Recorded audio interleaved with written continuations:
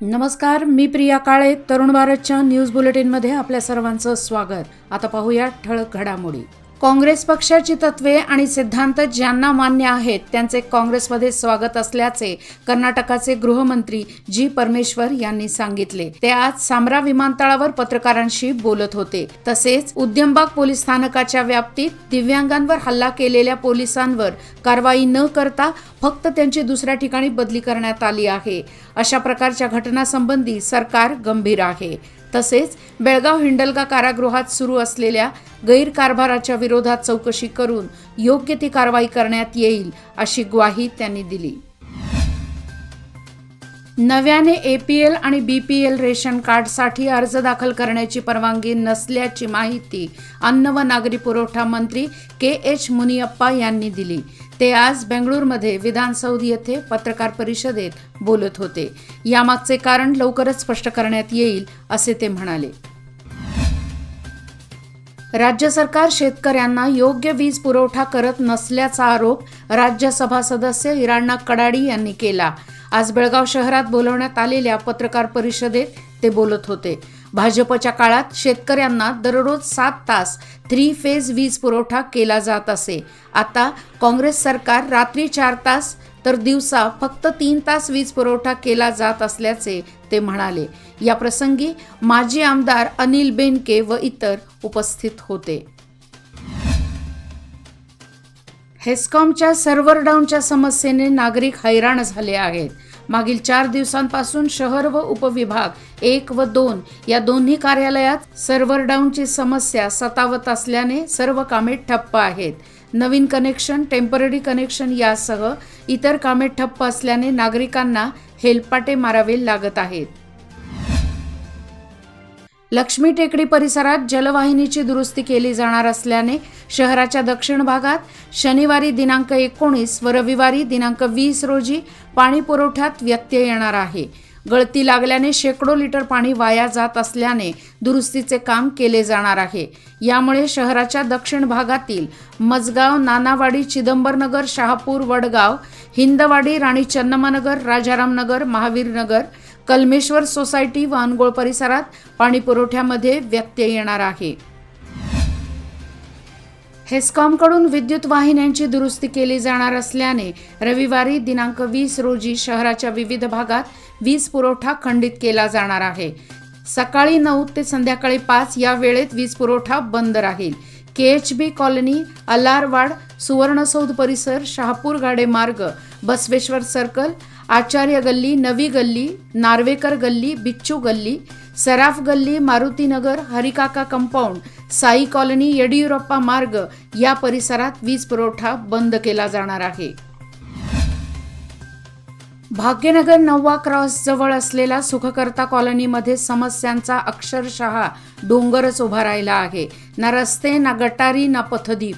यामुळे खेड्यापेक्षाही अत्यंत दुर्लक्षित झालेल्या या सुखकर्ता कॉलनीचा दुःखहर्ता ठरणार कोण असा प्रश्न उपस्थित होत आहे.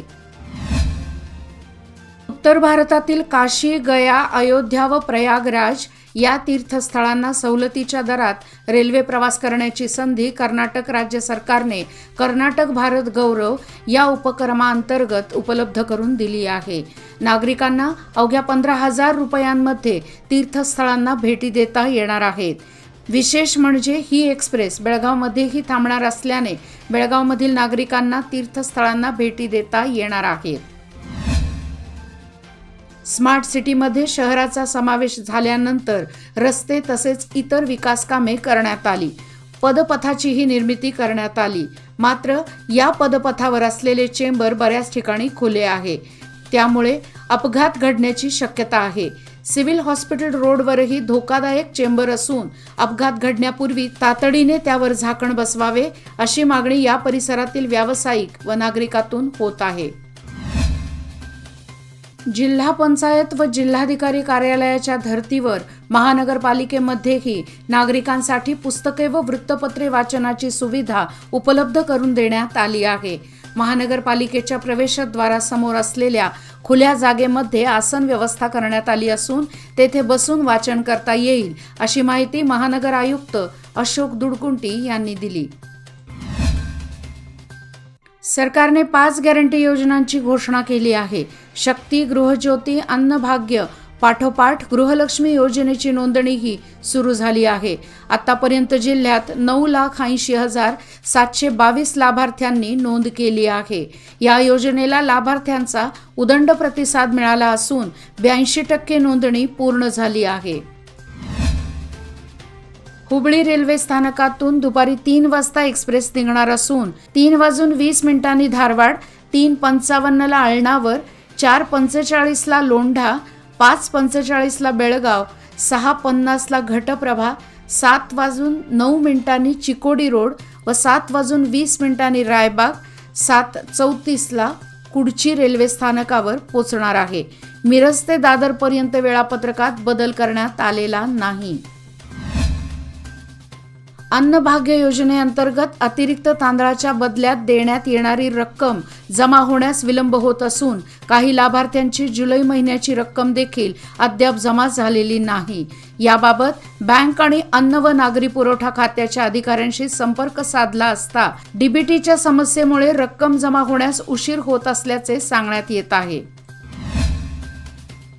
निप्पाणी नगरपालिकेच्या नगराध्यक्ष व उपनगराध्यक्ष पदाचा पहिल्या 2.5 वर्षाचा कालावधी 30 रोजी संपुष्टात आला. यानंतर 3.5 महिने उलटले तरी अद्याप आरक्षणाअभावी नव्या पदाधिकाऱ्यांची निवड रखडली आहे. अशावेळी आरक्षण कधी घेणार याकडे इच्छुक नगरसेवकांसह नागरिकांचेही लक्ष लागले आहे. या संदर्भात प्रशासकीय पातळीवर हालचाली सुरू झाल्या असून येत्या 15 दिवसात आरक्षण जाहीर होणार असल्याची चर्चा सुरू आहे. नगर परिषदेच्या मुख्य अधिकारी पदाचा पदभार बाबासाहेब माने यांनी नुकताच स्वीकारला. मावळते मुख्य अधिकारी सुरेश नाईक यांच्याकडून अधिकृतपणे पदभार घेतला. यावेळी नगर परिषद कर्मचाऱ्यांच्या वतीने त्यांचा सत्कार करण्यात आला. पदभार स्वीकारल्यानंतर माने म्हणाले, शहरातील 23 प्रभागात स्वच्छता, पिण्याच्या पाण्याची सोय, विद्युत पथदीप सोय याकडे विशेष लक्ष देणार आहे. नागरिकांनी शहर स्वच्छ सुंदर राहण्यासाठी कचरा घंटागाडीला द्यावा. याशिवाय कोणत्याही समस्या असल्यास त्यांनी कार्यालयाशी संपर्क साधावा असे आवाहन केले. याचबरोबर आजचे बातमीपत्र इथेच संपले. अधिक माहिती आणि ताज्या घडामोडीकरता पाहत रहा तरुण भारत न्यूज चॅनल. तसेच आमच्या चॅनलला लाईक, शेअर आणि सबस्क्राईब करायला विसरू नका. आणि विश्वासार्ह बातम्यासाठी दररोज वाचा दैनिक तरुण भारत. धन्यवाद.